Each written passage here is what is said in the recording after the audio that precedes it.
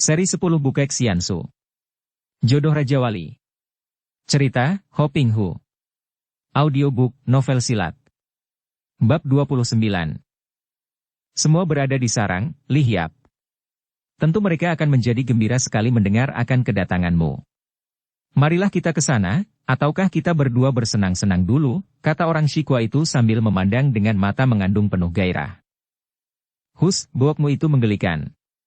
Dan mungkin kelak kalau ada waktu bagiku, boleh kita bersenang-senang.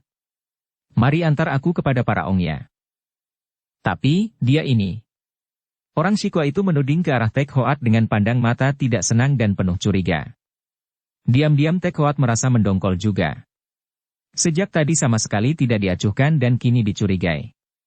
Kalau tidak ingat akan kepentingannya, tentu sekali pukul dia sudah membunuh bajak-bajak ini.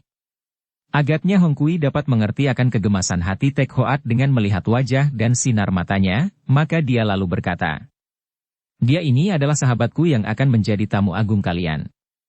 Jangan kau main-main, Lo Kwa, dialah yang berjuluk si Jari Maut." Ah!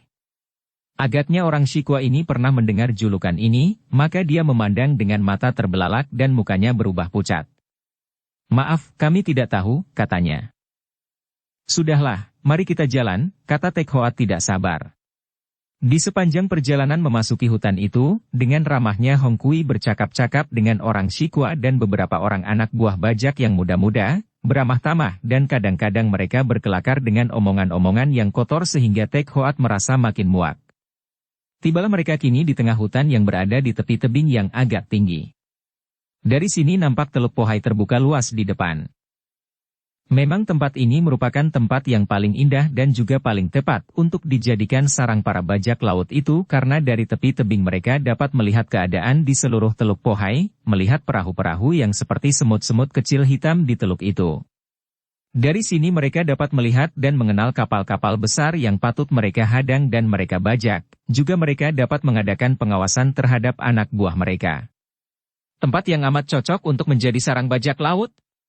Bajak laut itu terdiri dari 30 orang lebih, dipimpin oleh 2 orang kakak beradik yang disebut Toaong dan Jiong sebagai ketua atau raja pertama dan kedua.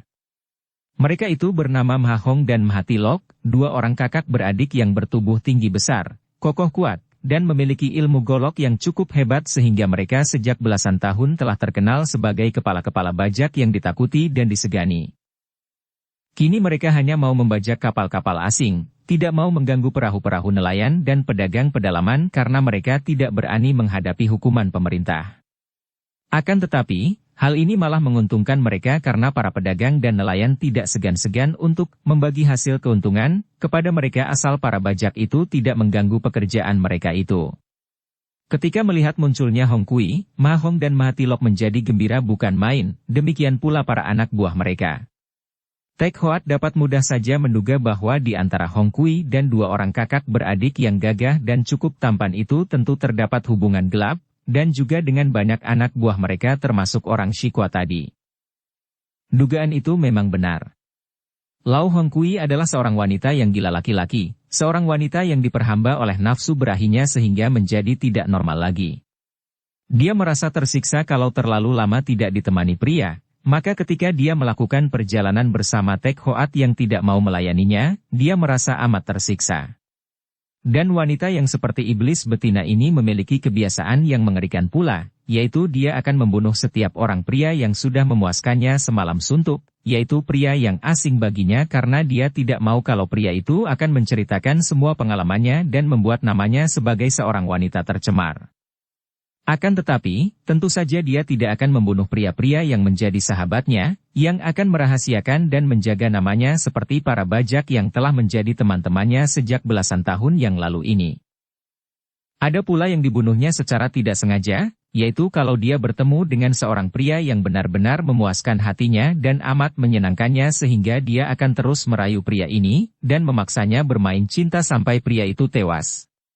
Dan dengan ilmunya yang luar biasa, siluman kucing ini bisa saja memaksa pria melayani dan memuaskan nafsunya yang tak kunjung padam itu sampai pria itu mati. Ketika Hong Kui memperkenalkan Ang Tek Hoat sebagai si Jari Maut, 2 orang kepala bajak itu bersikap hormat kepada pemuda ini. Mereka lalu mengadakan pesta perjamuan untuk menyambut kedatangan Hong Kui dan Tek Hoat. Mereka makan minum dengan gembira dan beberapa kali Tek Hoat memberi isyarat kepada Hong Kui untuk cepat menceritakan maksud kedatangan mereka. Akan tetapi Hong Kui akhirnya berbisik kepadanya. Tidak perlu tergesa-gesa, nanti setelah makan minum selesai. Tek Hoat merasa mendongkol, akan tetapi tentu saja dia tidak dapat memaksa. Setelah ruangan itu dibersihkan dan mereka duduk mengobrol, barulah Hong Kui berkata kepada dua orang kepala bajak itu. Toa Ong dan Jiong, sebetulnya kedatangan kami ini selain terdorong oleh rasa rindu hatiku terhadap semua teman di sini, juga kami bermaksud minta bantuanmu untuk urusan sahabatku si Jari Maut ini, urusan yang amat penting. Ma Hong dan Ma Tilok memandang kepada Tek Hoat penuh perhatian. Pemuda sakti ini pun balas memandang mereka. Ma Hong adalah seorang laki-laki yang tinggi besar dan agak pendek, usianya kurang lebih 40 tahun, matanya lebar dan kumisnya lebat. Adiknya, Ma Tilok, berusia 35 tahun, tubuhnya kekar dan jangkung, mukanya bersih tidak ada brewoknya karena tercukur rapi, rambutnya panjang dan hitam dijalin menjadi kuncir besar. Seperti juga kakaknya, tubuhnya berotot dan nampaknya kuat sekali. Di lain pihak, dua orang kepala bajak itu memandang Tek Hoat dengan ragu-ragu, karena mereka merasa sukar untuk percaya apakah pemuda yang kelihatan amat muda dan lemah ini benar-benar si Jari Maut yang demikian menggemparkan. Tentu saja mereka bukan tidak percaya bahwa mungkin saja seorang pemuda yang kelihatan lemah memiliki kepandaian hebat, karena mereka tahu bahwa Lau Hong Kui, seorang wanita yang cantik jelita itu pun kepandaiannya hebat bukan main, jauh melebihi kepandaian mereka sendiri. Urusan apakah itu, Li Hiap? Tanya Ma Hong akhirnya sambil memandang wanita itu. Ketahuilah, Ang Tai Hiap ini mempunyai seorang sahabat baik, seorang wanita yang terculik dan karena penculiknya membawanya ke daerah Pohai, maka kami minta bantuan kalian untuk merampas kembali sahabat Ang Tai Hiap ini. Dua orang kepala bajak itu saling pandang, lalu tersenyum lebar dan berkatalah Ma Hong. Ah, itu urusan kecil sekali, Li Hiap. Tentu saja kami mau membantu. Siapakah penculik itu yang berani mati sekali, berani mengganggu sahabat si Jari Maut, padahal ada Li Hiap pula di samping si Jari Maut? Jangan bilang bahwa urusan ini kecil, Toa Ong, sebelum kalian mengetahui siapa penculik itu. Siapakah dia? Tiba-tiba Ma Tilok bertanya sambil memandang tajam penuh selidik. Kalau orang biasa, agaknya kami tidak perlu minta bantuan kalian. Menurut dugaanku, penculik itu bukan lain adalah Hek Sin Towong. Ah! Dua orang saudara Ma itu melonjak kaget dan bangkit berdiri dari bangku mereka dan muka mereka berubah pucat. Tidak mungkin. Apanya yang tidak mungkin? Dia yang menculik ataukah kalian yang membantu kami? Tanya Lau Hong Kui.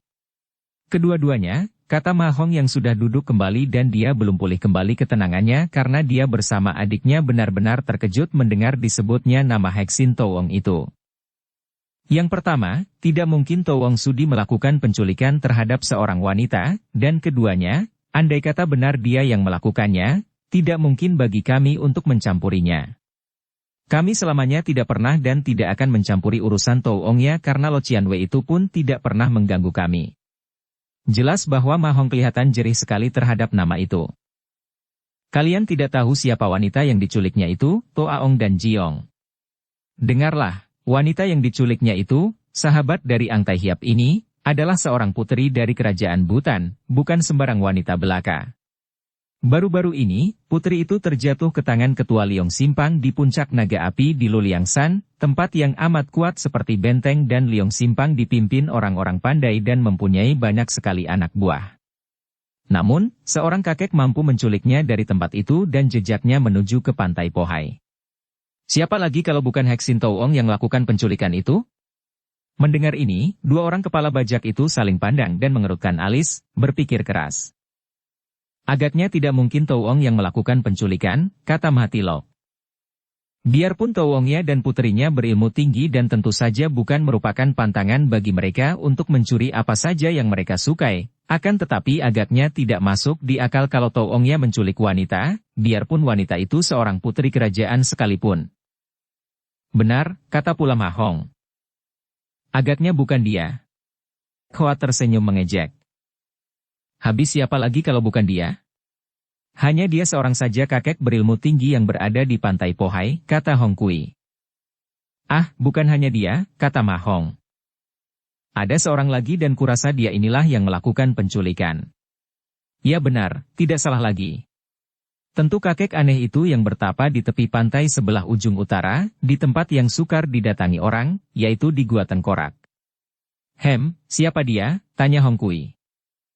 Seorang kakek tua renta yang kabarnya aneh dan lihai bukan main, bahkan orang-orang pernah melihat dia menghilang seperti setan, dan berjalan di atas air. Bohong, kata Hong Kui. Mungkin bohong mereka itu, akan tetapi jelas bahwa kakek itu amat lihai, mungkin juga pandai bermain sihir, dan karena kami pun tidak mengenal benar siapa dia dan orang macam apa adanya dia, maka besar kemungkinan dialah yang melakukan penculikan, kata Ma Hong. Kalian berdua tentu suka membantu kami, bukan? Kumaksudkan, membantu aku, tanya Hong Kui sambil mengerling tajam. Tentu. Tentu. Mereka berdua menjawab serentak. Kalau begitu, harap kalian membawa anak buah dan mengantar kami mencari kakek aneh di Gua Tengkorak itu untuk menyelidiki. Baik, jawab mereka. Dan kalau kemudian ternyata bahwa bukan kakek aneh itu yang menculik Putri Butan, kalian harus membantu kami menyelidiki keadaan Hek Sin Towong. Akan tetapi, ini.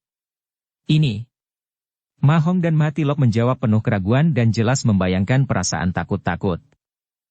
Kalian tidak mau membantu aku? Hong Kui mendesak dan kini senyumnya menantang. Kami tentu saja mau membantu Li Hiap, tiba-tiba Ma Tilok berkata. Benar, kami suka membantu Li Hiap, dan harap Li Hiap suka menghargai bantuan kami ini yang sesungguhnya kami lakukan dengan nekat demi rasa sayang kami kepada Li Hiap. Sungguh kami tidak berani main-main terhadap Towong, akan tetapi demi Li Hiap. Kami mau melakukan segalanya, asal Li Hiap tidak melupakan kami dan malam ini. Lau Hong Kui tertawa. Hihihihi, kalian sungguh bodoh. Pernahkah aku Lau Hong Kui melupakan kebaikan orang? Kalian adalah sahabat-sahabatku yang baik, dan aku sudah rindu kepada kalian. Akan tetapi nanti kalau urusan ini sudah selesai dengan baik, tunggu saja dan lihatlah betapa aku adalah seorang yang tahu terima kasih, yang mengenal budi dan kutanggung kalian berdua tidak akan menyesal telah membantu aku. Akan tetapi nanti kalau sudah berhasil, karena malam ini. Aku ingin dilayani oleh dia itu. Tiba-tiba Lau Hong Kui menuding ke arah seorang pelayan pria yang sejak tadi memang menarik perhatiannya. Tek Hoat ikut memandang bersama dua orang kepala bajak itu. Pria yang ditunjuk oleh Lau Hong Kui itu adalah seorang pria muda, usianya paling banyak 16 tahun, akan tetapi tubuhnya tinggi besar dan wajahnya tidak tampan namun gagah dan membayangkan kejantanan. Dia berpakaian sederhana sebagai seorang pelayan, namun kesederhanaan pakaiannya itu tidak menyembunyikan tubuhnya yang mulai dewasa, kekar dan kuat. Sepasang matanya lembut dan sejak tadi dia memandang kepada Lau Hong Kui penuh kekaguman karena sudah banyak dia mendengar dari kawan-kawannya di tempat itu tentang kehebatan wanita ini, hebat ilmu silatnya, hebat pula kepandaiannya merayu pria. Ah, si Acun itu? Dia seorang yang baru di sini, baru belajar. Belum ada 2 tahun dia ikut kami, dia masih bodoh dan hijau. Hihihihi, justru kebodohan dan kehijauannya itu menarik hatiku dan malam ini dia akan melayani aku. Adapun kalian berdua, tunggu sampai selesai urusan yang kalian bantu, tentu kalian akan mendapatkan bagian sepenuhnya. Wanita itu lalu bangkit berdiri, menoleh kepada Tek Hoat dan berkata, Tek Hoat, kau bercakap-cakaplah dulu dengan mereka, aku akan pergi dan mengasuh. Dia lalu menghampiri pemuda pelayan yang disebut Acun tadi, menggandeng tangannya dan berkata, Marilah, kau tunjukkan aku di mana bagian-bagian yang paling indah di daerah ini. Pelayan muda itu memandang dengan mata terbelalak, kelihatan bingung dan gugup, akan tetapi dia tidak membantah ketika ditarik dan diajak pergi oleh Hong Kui, diikuti suara ketawa 2 orang kepala bajak itu yang memandang dengan mata mengandung iri. Malam itu, Tek Hoa terbah di atas pembaringan dalam kamar tamu dengan hati gelisah memikirkan Shanti Dewi. Benarkah kakek yang aneh seperti setan itu yang menculik kekasihnya? Ataukah si Raja Maling? Jantungnya seperti ditusuk-tusuk rasanya ketika dia membayangkan keadaan Shanti Dewi yang menderita bermacam kesengsaraan. Melakukan perjalanan jauh dari Butan, mungkin menyusulnya, dan tiba di tangan orang-orang jahat. Bahkan hampir dikawin oleh Huai Kongcu secara paksa dan kini entah berada di tangan siapa dan di mana dan bagaimana keadaannya. Semua ini terjadi karena ibunya yang muncul di hutan. Ah, dia tidak akan menyalahkan ibunya yang telah meninggal. Ibunya yang meninggal dalam keadaan demikian menyedihkan, terbunuh oleh orang dan sampai kini pun dia belum berhasil memecahkan rahasia pembunuhan terhadap ibunya itu. Dia terpaksa menunda penyelidikannya ketika muncul persoalan Shanti Dewi. Dia harus lebih dulu menyelamatkan kekasihnya itu, baru dia akan melanjutkan usahanya mencari pembunuh ibunya. Malam itu sunyi sekali di hutan itu. Akan tetapi bagi para anggota bajak yang beringas di malam hari itu dan mengadakan penjagaan di sekitar sarang mereka, kadang-kadang mereka itu mendengar suara yang aneh, suara seperti rintihan seekor kucing, yang terdengar jauh di luar hutan itu.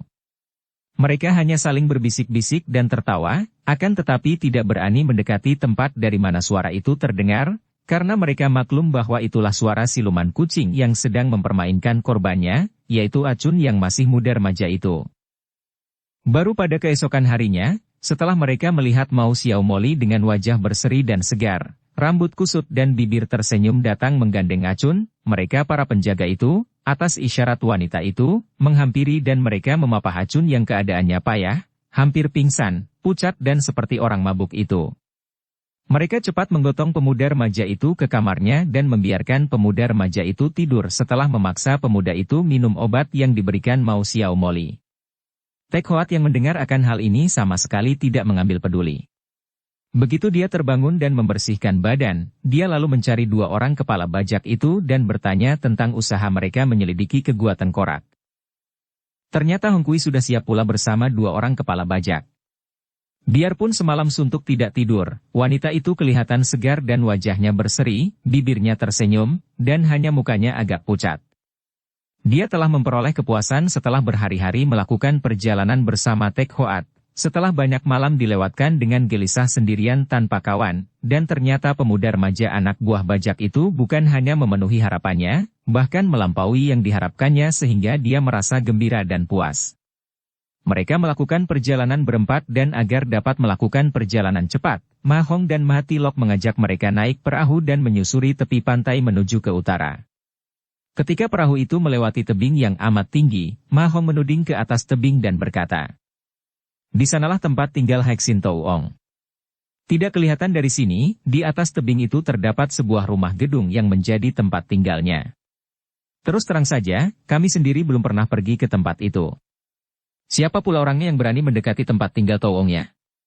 Mudah-mudahan saja dugaan kami benar bahwa kakek aneh di ujung pantai itu yang menculik putri Butan itu sehingga kita tidak perlu mendatangi Touong.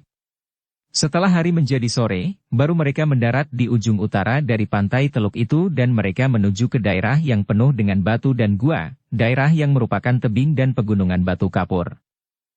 Tak lama kemudian, tibalah mereka di depan sebuah gua yang bentuknya memang seperti tengkorak manusia, gua yang menyeramkan. Akan tetapi sunyi saja di tempat itu dan ketika mereka memasukinya, mereka mendapatkan gua itu kosong. Memang ada tanda-tanda bahwa gua itu pernah ditinggali manusia, bahkan agaknya belum lama penghuninya meninggalkan tempat itu. Mereka memeriksa gua tengkorak itu dan tiba-tiba Tek Hoat berdiri termenung di depan dinding gua sebelah kiri, memandang dan membaca tulisan yang diukir dengan indahnya di dinding batu itu. Dia melihat guratan-guratan huruf kecil-kecil itu dengan teliti dan diam-diam dia merasa kagum karena dari bekasnya dia dapat menduga bahwa orang itu menggurat-guratkan jari tangannya untuk menuliskan huruf-huruf itu. Dia membaca dengan hati tertarik. Sayang, sungguh sayang belum pernah aku bertemu seseorang yang setelah melihat kesalahan sendiri, lalu benar-benar menyesalkan kesalahannya itu dan benar-benar memperbaiki dirinya sendiri. Tek Hoat membaca tulisan itu berkali-kali dan termenung. Dia merasa seperti pernah mendengar kata-kata itu, akan tetapi karena pelajarannya tentang sastra memang tidak begitu mendalam, maka dia lupa lagi di mana dan bila mana. Hihihihi, orang tolol yang menuliskan itu. Mana di dunia ini ada orang yang mampu melihat kesalahan sendiri? Akan tetapi Tek Hoat tidak mempedulikan ejekan Mao Xiao Moli itu dan dia termenung. Keluhan orang yang menuliskan kata-kata di dinding batu itu memang merupakan kenyataan. Adalah mudah melihat kesalahan sendiri, akan tetapi sukarlah untuk memperbaiki diri sendiri sungguh pun dari penglihatan itu selalu timbul penyesalan.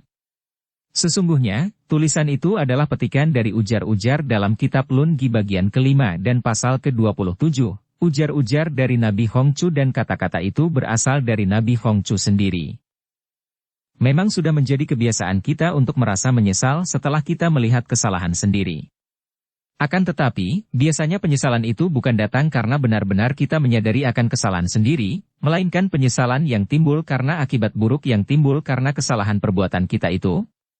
Jadi, sama sekali bukan penyesalan akan perbuatan kita yang salah, melainkan penyesalan karena kita dirugikan oleh perbuatan itu sebagai akibatnya. Misalnya, kita melakukan perbuatan yang salah, yaitu mencuri. Akibatnya, kita tertangkap dan dihukum. Menyesalah kita, akan tetapi penyesalan ini timbul karena jatuhnya hukuman itulah atas diri kita. Oleh karena keadaan seperti inilah maka di lain kesempatan, kita dapat saja mengulangi perbuatan itu asal saja tidak terlihat ancaman hukumannya. Itulah sebabnya maka Nabi Hongcu tidak pernah melihat orang yang melihat kesalahan sendiri lalu benar-benar menyesalkan perbuatannya dan benar-benar memperbaiki dirinya sendiri. Perbaikan diri sendiri yang dimaksudkan tidak mengulangi lagi perbuatannya yang salah itu. Mempelajari atau menghafal ayat-ayat suci saja sesungguhnya tidak ada artinya sama sekali bagi jalannya kehidupan. Yang penting adalah menyelami sedalam-dalamnya segala hal yang berhubungan dengan kehidupan kita. Kalau kita melakukan suatu kesalahan tidak hanya cukup untuk disesalkan saja, melainkan kita hadapi secara menyeluruh, kita selidiki diri kita sendiri mengapa kita melakukan kesalahan itu, apa yang mendorongnya dan apa yang menimbulkan terjadinya hal itu. Kalau kita selalu waspada akan gerak-gerik diri sendiri setiap saat, maka akan timbul kesadaran yang menyeluruh, bukan kesadaran sepintas lalu yang didapat dari membaca ayat. Kesadaran membaca ayat hanya terbatas pada saat membaca ayat itu saja, untuk kemudian dilupakan lagi sehingga di waktu kita memikirkan atau melakukan sesuatu menurut pikiran, ayat-ayat itu sama sekali terpendam dan terlupa. Dan biasanya, ayat-ayat itu yang kesemuanya amat muluk-muluk dan baik, hanya teringat oleh kita kalau kita ingin menasihati orang lain saja, sebaliknya sama sekali terlupa kalau kita melakukan segala sesuatu dalam kehidupan kita sehari-hari. Ayat-ayat itu seperti nyanyian-nyanyian merdu yang hanya mampu menggerakkan hati nurani kita pada saat kita mendengarnya atau membacanya, dan apakah artinya itu bagi kehidupan kita kalau hanya dinikmati sepintas lalu saja tanpa adanya penghayatan dalam hidup?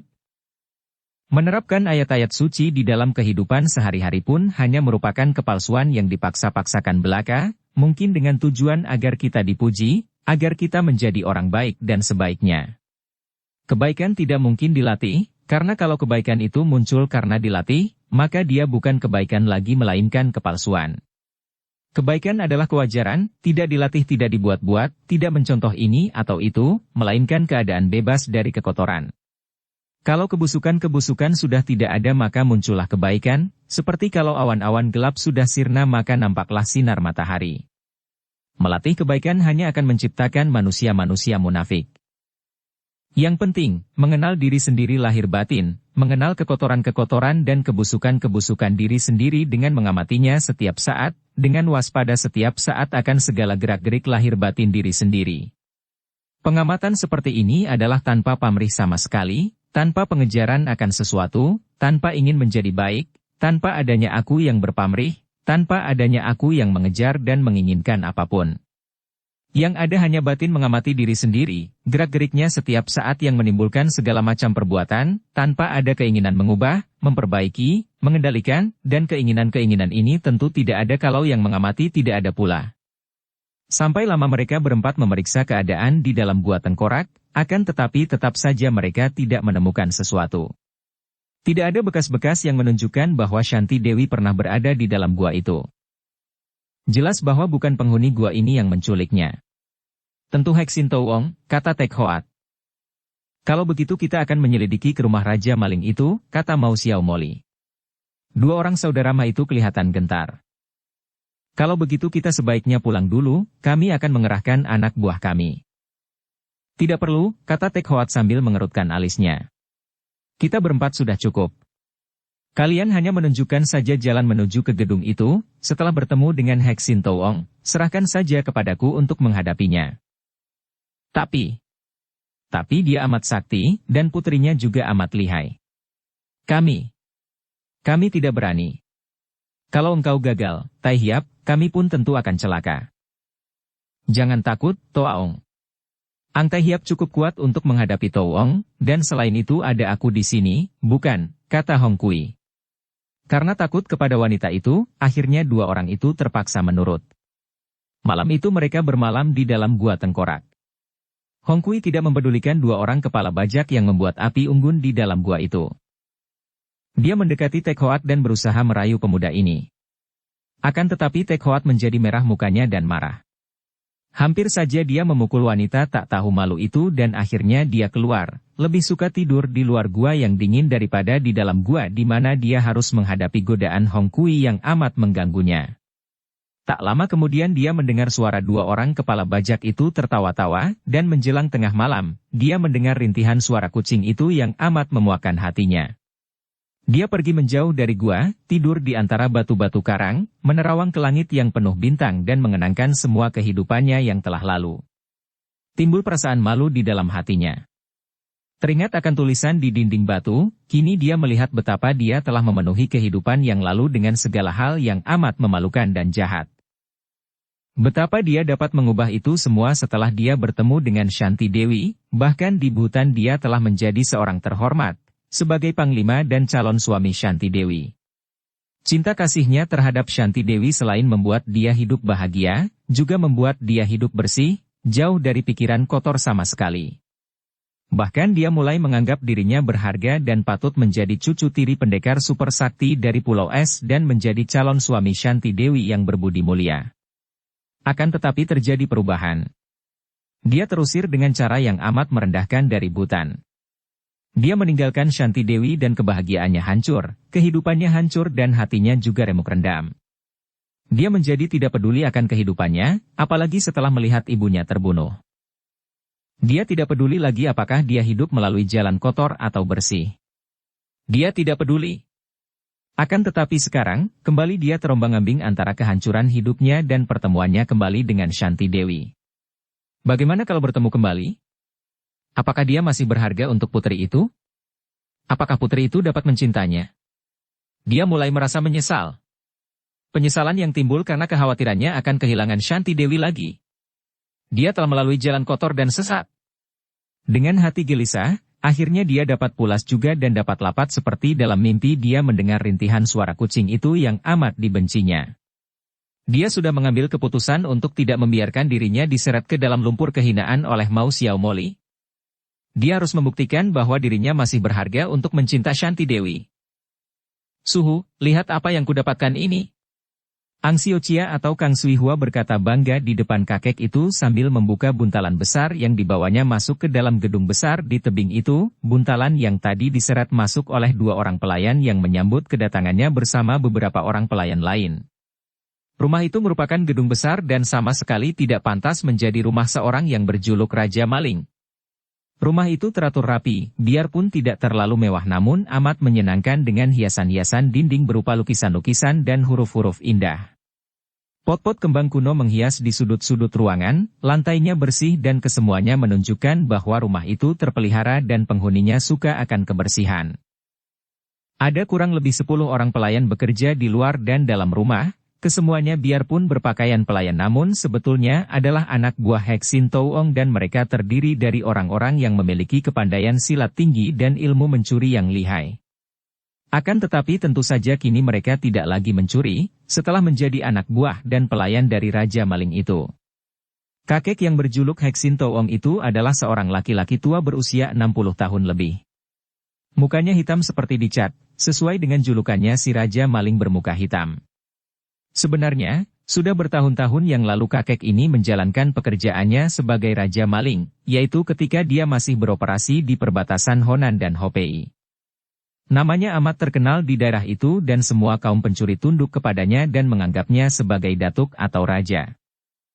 Karena kepandaiannya yang hebat, dan karena semua pencuri menganggapnya sebagai raja, kemudian karena mukanya hitam, maka dia memperoleh julukan Heksin Touong. Akan tetapi sesungguhnya dia bukanlah maling sembarang maling. Dia hanya mau melakukan pencurian di dalam istana-istana saja. Dan biarpun mukanya hitam, ternyata hatinya tidaklah sehitam mukanya. Kakek yang terkenal dengan julukan Raja Maling ini terkenal dermawan dan suka menolong orang-orang yang menderita kekurangan dan kesengsaraan. Pernah dia mencuri satu peti besar terisi ratusan tael uang emas milik gubernur di Honan dan menggunakan seluruh uang itu untuk membeli ratusan ton gandum untuk dibagikan kepada rakyat yang kelaparan di daerah lembah Huangho di perbatasan antara Honan dan Hopei ketika sungai Huangho mengamuk dan membanjiri. Perbuatannya ini menimbulkan kegemparan dan selain dia dimusuhi oleh para pembesar, juga perbuatannya itu menimbulkan rasa kagum dalam hati para pendekar. Ketika kakek itu mendengar akan kedatangan muridnya, dia cepat keluar menyambut di ruangan tengah dengan wajah berseri-seri. Kakek ini amat sayang kepada muridnya, bahkan murid itu juga sekaligus menjadi anak angkatnya, sungguh pun Sui Hua masih belum dapat mengubah sebutan Su kepadanya. Sudah berbulan-bulan muridnya pergi merantau, dan kini muridnya pulang dan membawa oleh-oleh yang demikian banyaknya. Ketika buntalan dibuka dan kakek itu melihat tumpukan perhiasan emas permata, uang dan juga kitab-kitab, dia terbelalak dan menatap wajah muridnya dengan alis berkerut. Sui Hua, apa yang telah kau lakukan? Dari mana engkau memperoleh semua benda berharga ini? Biarpun dia berjuluk Raja Maling, akan tetapi kakek ini selalu melarang muridnya untuk melakukan pencurian, apalagi pencurian kecil-kecilan yang akan merendahkan nama mereka, sungguh pun muridnya sudah pandai sekali dalam hal ilmu mencuri dan ilmu menyamar. Gadis itu tertawa. Suhu, harap jangan mengira bahwa aku sembarangan saja mencuri segala macam benda. Benda-benda ini bukan benda-benda sembarangan, juga bukan milik orang-orang sembarangan pula. Kantung itu terisi uang tidak berapa banyak dan kau bilang bahwa itu bukan benda sembarangan? Gurunya mencela dan menegur. Benar, Suhu. Hanya sekantung uang yang tidak berharga. Akan tetapi tahukah Suhu dari siapa aku mengambil kantung ini? Suhu tentu tidak akan pernah dapat menerkanya. Kantung ini kuambil dari buntalan yang dibawa oleh pendekar siluman kecil. Wah! Suhunya terbelalak dan memandang kepada muridnya dengan heran. Tentu saja dia sudah mendengar akan nama pendekar yang baru muncul dalam waktu beberapa tahun ini, yang namanya amat terkenal di antara para tokoh besar dunia hitam, bahkan amat disegani. Dia mendengar betapa ilmu kepandaian pendekar siluman kecil itu amat hebat dan kini muridnya berani mencopet kantung uangnya. Melihat kekagetan dan keheranan Suhunya, Sui Hua menjadi bangga dan senang, maka dia lalu menuding ke arah peti terbuka yang terisi barang-barang perhiasan emas permata. Dan Suhu lihat peti itu? Isinya adalah harta pusaka dari keluarga yang amat terkenal pula. Keluarga Panglima Besar Kota Raja, Jenderal Cao Liang. Sepasang mata Raja Maling itu makin terbelalak lebar ketika mendengar laporan itu. Nama Jenderal Cao malah lebih terkenal lagi daripada nama siluman kecil. Siapa yang tidak mengenal nama jenderal yang amat hebat itu? Baru mendengar namanya saja orang menjadi gentar dan segan, akan tetapi muridnya ini berani mencuri harta pusaka keluarga jenderal itu. Hati Sui Hua makin besar dan bangga. Dan kitab-kitab ini, Suhu. Tentu Suhu tidak akan dapat menerka dari mana aku mencurinya. Kitab-kitab ini adalah milik si tua renta yang amat lihai itu, Xin Xiao Seng Jin. Apa? Sekali ini kakek itu hampir berteriak dan mukanya berubah, lalu tiba-tiba dia tertawa bergelak dan membuka-buka kitab itu. Hahaha. Lucu. Lucu sekali. Muridku, anakku, hayo cepat kau ceritakan bagaimana engkau dapat melakukan semua itu, terutama sekali kitab-kitab palsu ini. Palsu? Sui Hua mengerutkan alisnya. Bagaimana Suhu tahu bahwa ini palsu?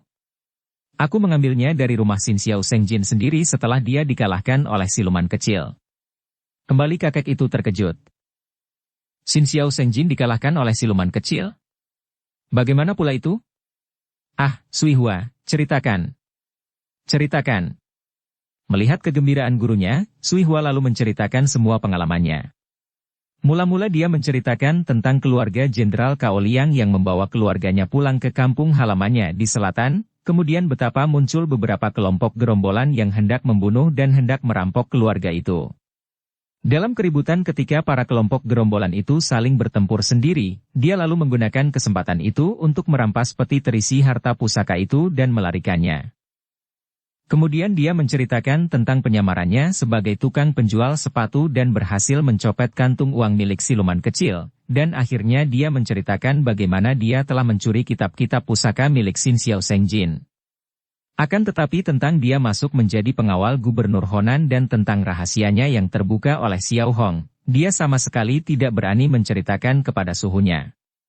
Kakek itu mendengarkan penuturan muridnya dan berkali-kali dia berseru kagum. Apalagi ketika dia mendengar tentang pertandingan antara siluman kecil dan Xin Xiao Sengjin sampai kakek suling sakti itu kalah, berulang kali dia mengeluarkan suara heran dan memuji, hebat. Hebat sekali orang muda yang berjuluk siluman kecil itu. Tadinya kukira bahwa Xin Xiao Sengjin tidak ada lawannya. Kiranya dia kalah oleh seorang pemuda. Hahaha. Kelihatan kakek ini girang sekali mendengar akan kekalahan suling sakti itu. Suhu, tadi Suhu mengatakan bahwa kitab-kitab ini palsu padahal Suhu belum memeriksanya dengan teliti. Benarkah itu? Hahaha, tentu saja, Sui Hua. Aku sudah mengenal baik siapa kakek tua bangka itu. Kalau kitab-kitab peninggalan suling emas dapat dicuri orang begitu saja, tentu ilmu-ilmu itu tidak akan menjadi rahasia sampai sekarang. Kau boleh bakar kitab-kitab itu, karena semua itu palsu, apalagi kalau telah dia tinggalkan begitu saja. Betapapun juga, aku telah merampasnya dari dalam rumahnya, Suhu. Hahaha, itulah yang menggirangkan hatiku. Kalau saja dia mendengar bahwa rumahnya kemasukan maling dan maling itu adalah engkau, muridku, hahaha. Ingin aku melihat mukanya, hahaha. Kakek itu tertawa-tawa, akhirnya lalu berkata dengan suara sungguh-sungguh. Muridku, anakku, apa yang telah kau lakukan ini benar-benar hebat dan mengagumkan hatiku. Aku girang dan puas mempunyai murid seperti engkau. Akan tetapi, engkau telah bermain-main dengan api, anakku. Kurasa perbuatanmu ini akan berekor dan siapa tahu akan ada orang-orang pandai yang mencarimu di sini untuk merampas kembali benda-benda ini. Oleh karena itu, sebaiknya kalau kita menyembunyikan di tempat aman. Di gua rahasia di tebing. Kakek itu mengangguk dan mereka lalu membawa benda-benda itu ke tepi tebing, lalu mereka merayap turun melalui tebing yang amat curam itu dan menyembunyikan benda-benda itu di dalam sebuah gua di tebing yang tertutup oleh batu dan tumbuh-tumbuhan sehingga kalau bukan mereka yang sudah mengenal tempat itu, kiranya tidak mungkin orang lain akan dapat mencari dan menemukan tempat itu. Malam itu, di atas meja makan, Sui Hua dengan hati-hati lalu menceritakan pengalamannya kepada gurunya. Tanpa menyinggung perasaan hatinya yang mula-mula tertarik terhadap siluman kecil, dia akhirnya menceritakan juga tentang petualangannya memasuki sayembara di Honan. Sui Hua, apa yang kau lakukan itu? Mau apa engkau memasuki sayembara untuk menjadi pengawal, tegur gurunya. Sui Hua memang amat dimanja oleh gurunya ini dan sejak kecil dia menganggap gurunya sebagai ayah sendiri.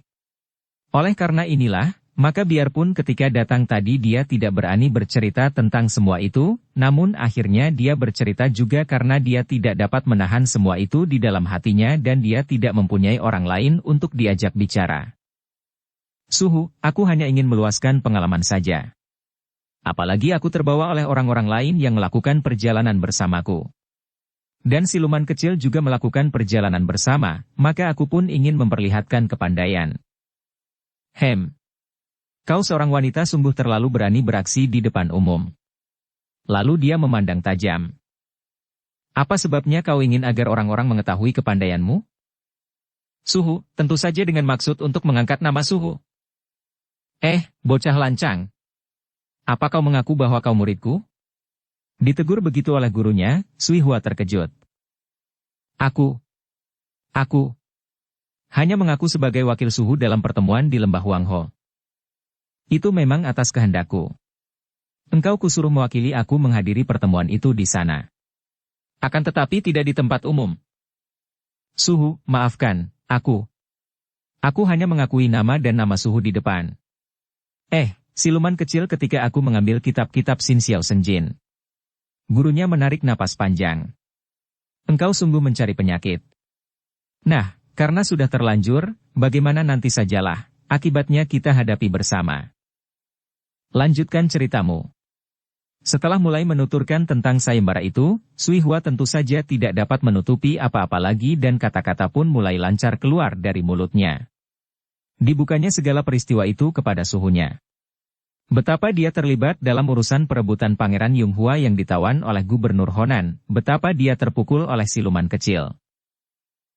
Engkau benar-benar sembrono sekali, muridku.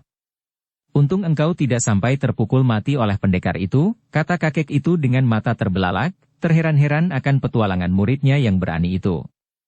Sui Hua lalu menceritakan bahwa perkelahian itu membuat dia tidak suka lagi tinggal di gubernuran, apalagi karena teman-temannya telah pergi, yaitu si Gagu yang ternyata adalah kakak sendiri dari siluman kecil, Xiao Hong. Siluman kecil dan seorang kakek gagah perkasa yang dia mendengar dari para pengawal adalah seorang tokoh bernama Sai Chu Kaiyong yang memimpin pasukan untuk menyelamatkan Pangeran Yung Hua.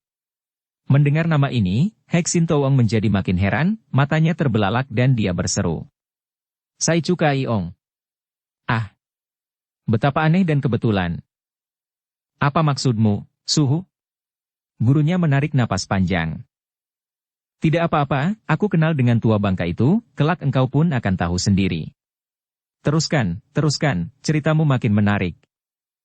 Setelah aku pergi meninggalkan gubernuran Honan karena aku tidak ingin lagi melanjutkan sebagai pengawal gubernur, setelah terjadi peristiwa perebutan Pangeran Yung Hua itu, aku bertemu dengan Jenderal Cao Liang yang sedang diserang oleh seorang wanita baju hijau yang lihai. Melihat jenderal yang sudah kudengar kegagahannya itu roboh, aku merasa kasihan dan aku lalu membantunya, ku serang wanita baju hijau yang lihai itu, Suhu. Gurunya mengangguk-angguk. Sekali ini kau benar, muridku. Pertama, karena engkau telah melakukan kesalahan terhadap jenderal itu dengan mencuri harta pusakanya, maka sudah selayaknya engkau menebusnya dengan membantunya, apalagi engkau belum mengenal wanita penyerangnya itu. Akan tetapi dia lihai bukan main, Suhu. Pukulan Kiam Tu Xinjiang yang kupergunakan tidak merobohkannya. Ah, ilmumu belum cukup tinggi untuk menggunakan Kiam Tu Xinjiang dengan sempurna. Pada saat itu, muncul pula siluman kecil dan Xiao Hong. Mereka melerai, akan tetapi aku sudah terpukul oleh wanita baju hijau itu sehingga aku roboh pingsan dan tidak ingat apa-apa lagi. Ah, begitu hebat dia? Siapakah wanita itu? Aku tidak tahu, Suhu. Usianya lebih tua 2-3 tahun daripada aku, pakaiannya serba hijau, wajahnya cantik dan sikapnya dingin. Pukulannya itu hebat bukan main, aku merasa betapa seluruh tubuhku seperti dimasuki salju yang dinginnya menyusup tulang sumsum dan menyerang rongga dada sehingga aku tidak kuat dan roboh tidak ingat apa-apa lagi. Kakek itu mengerutkan alisnya. Dingin. Tentu dia memiliki ilmu pukulan berdasarkan tenaga im yang amat kuat.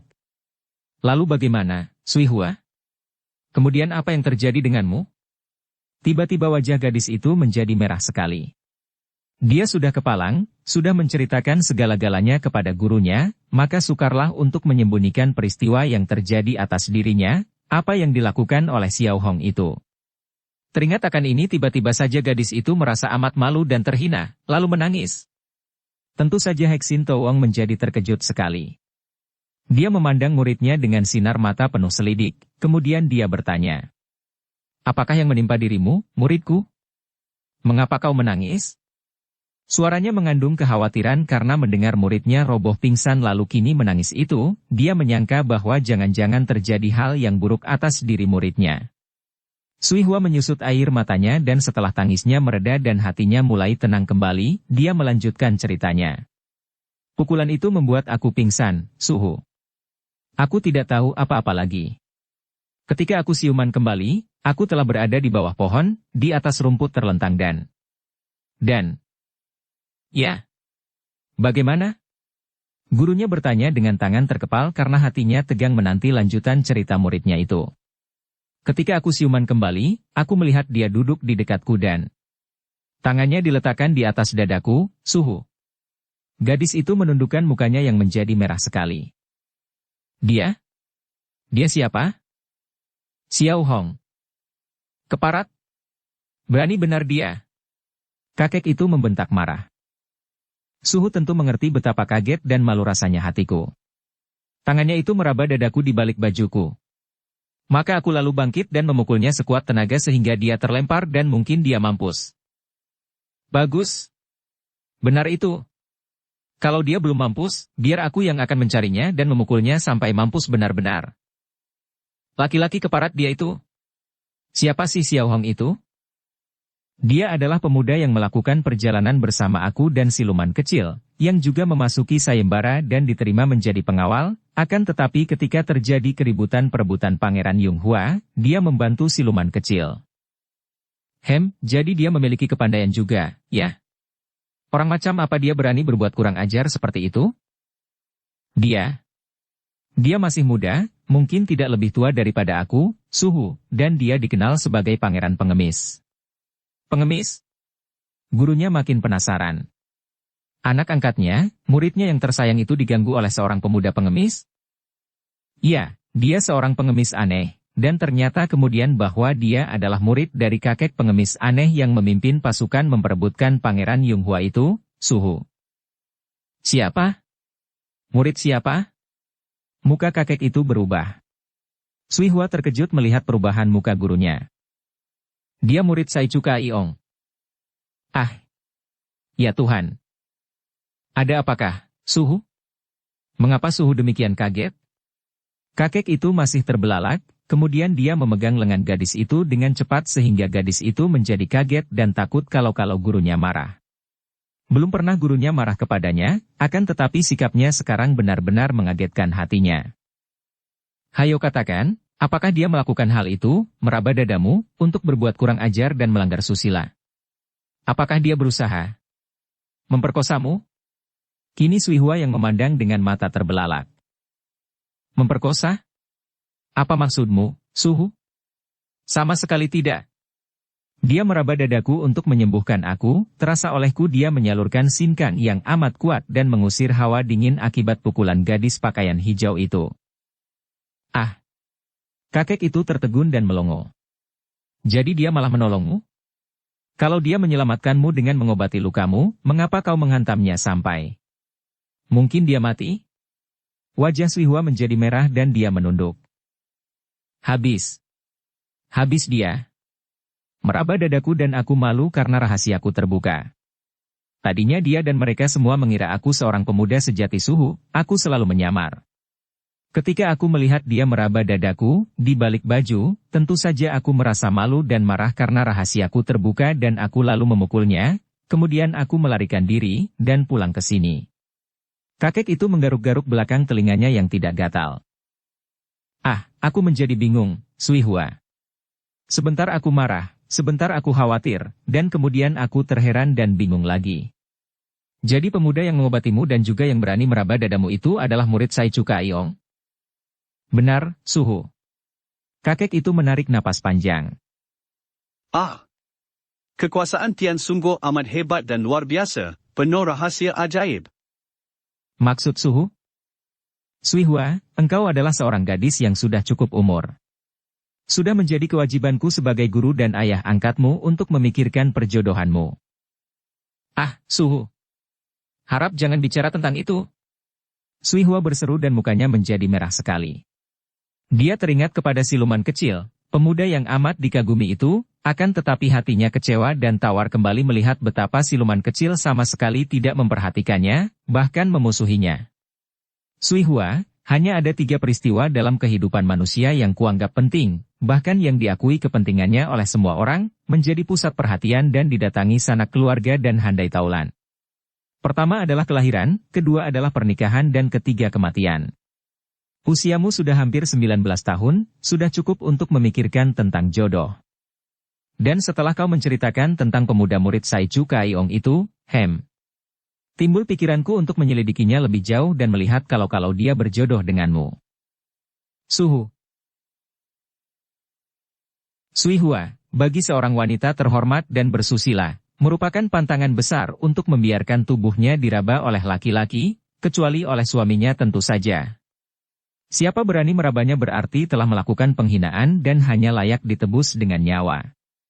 Oleh karena itu, pemuda bernama Xiao Hong yang telah meraba tubuhmu itu pun hanya mempunyai 2 pilihan, pertama menjadi jodohmu atau kedua dia harus dibunuh. Tapi, dia telah menolongku, Suhu, dia telah mengobatiku. Nah, itulah sebabnya mengapa aku pun hendak menyelidiki dia. Aku pun lebih condong untuk menjodohkan dia denganmu, apalagi mengingat bahwa dia adalah murid seorang seperti Saichuka Iong yang biarpun berkepala besar dan berhati baja, namun kurasa tentu dapat memilih seorang murid yang baik.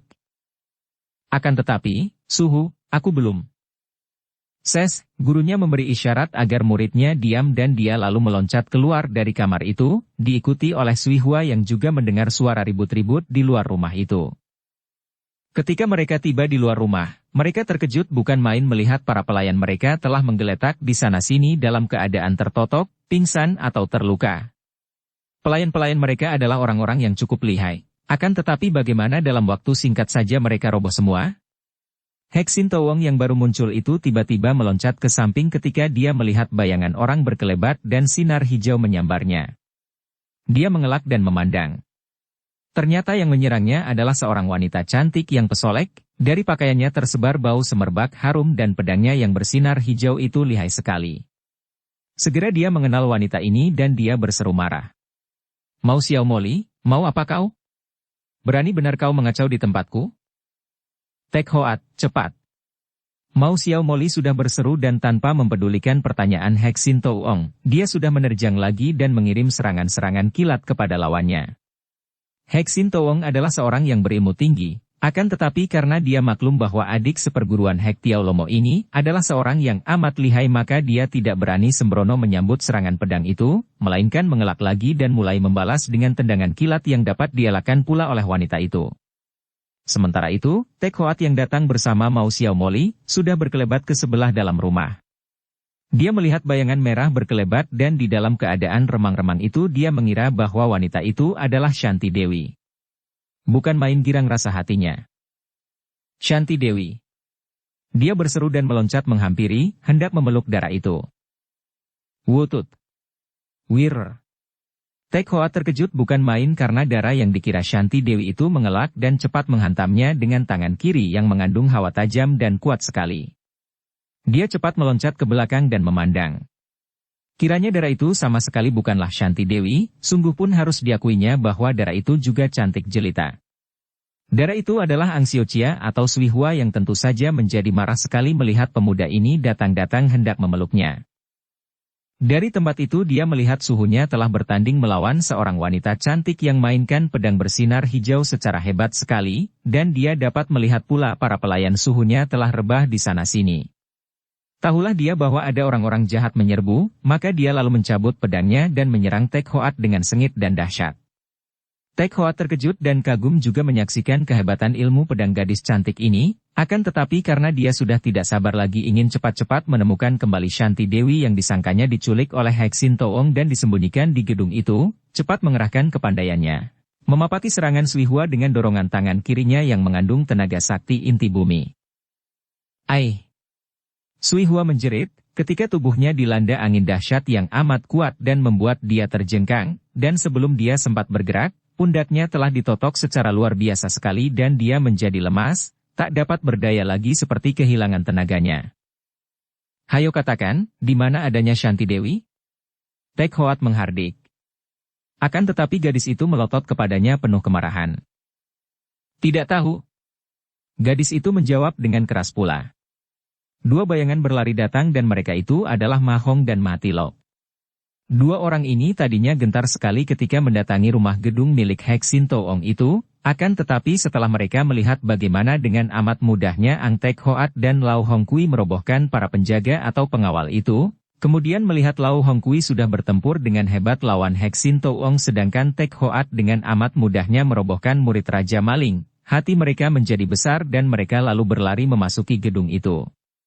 Melihat mereka, Tek Hoat lalu berkata, "Hayo bantu aku mencari ke dalam gedung. Geledah semua kamar sampai kalian mendapatkan putri yang disembunyikan itu." Setelah berkata demikian, dia sendiri sudah mendahului mereka lari memasuki gedung untuk mencari Shanti Dewi. Banyak sudah kamar dimasukinya, akan tetapi dia tidak juga menemukan Shanti Dewi.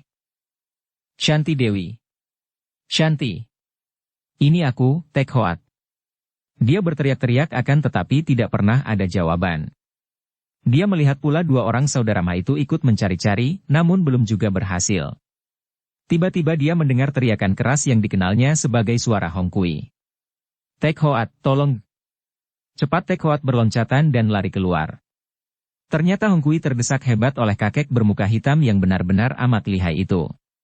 Bahkan pedang wanita itu telah terlempar ke atas lantai dan kini Hong Kui terdesak mundur. Setiap pukulan tangan kakek itu mengeluarkan bunyi mencicit nyaring dan biarpun Hong Kui sudah mengelak ke sana-sini dengan cepat, namun tetap saja lengan kiri dan pundak kanannya keserempet pukulan sakti itu sampai berdarah seperti terluka oleh pedang tajam.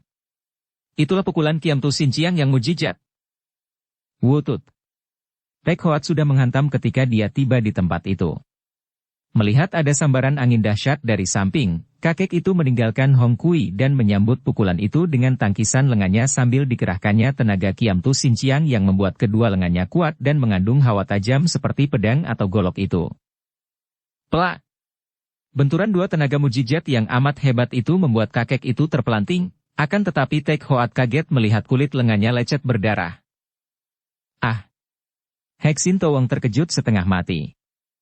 Baru satu kali ini dia bertemu dengan seorang pemuda yang bukan hanya dapat menghadapi tenaga Kiam Tu Sin Chiang tanpa membuat lengannya terluka hebat, akan tetapi juga mampu membuat dia terpelanting dan hampir roboh.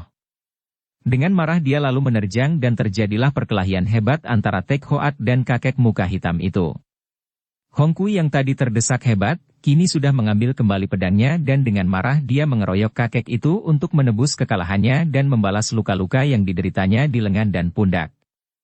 Kakek itu kini sudah kewalahan dan bingung menahan serangan yang mengandung tenaga inti bumi yang dahsyat itu apalagi ketika Tek Hoat mempergunakan ilmu Toat Beng Chi, melakukan totokan-totokan dengan satu jari. Dia terkejut bukan main dan teringat akan nama seorang muda yang menggemparkan dunia Kang Ou. Si jari maut, teriaknya. Akan tetapi pada saat itu, pedang bersinar hijau di tangan Hong Kui sudah menyambar ganas ke arah lehernya. Cepat dia menghindarkan diri dengan mengelak dan merendahkan tubuhnya, akan tetapi karena pada saat itu Tek Hoat juga sudah menyerangnya, maka sebuah totokan mengenai punggungnya dan kakek itu mengeluh roboh terguling dalam keadaan tidak mampu bergerak lagi.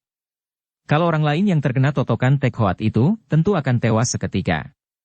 Namun kakek itu cukup tangguh sehingga dia tidak tewas, hanya tertotok dan lumpuh.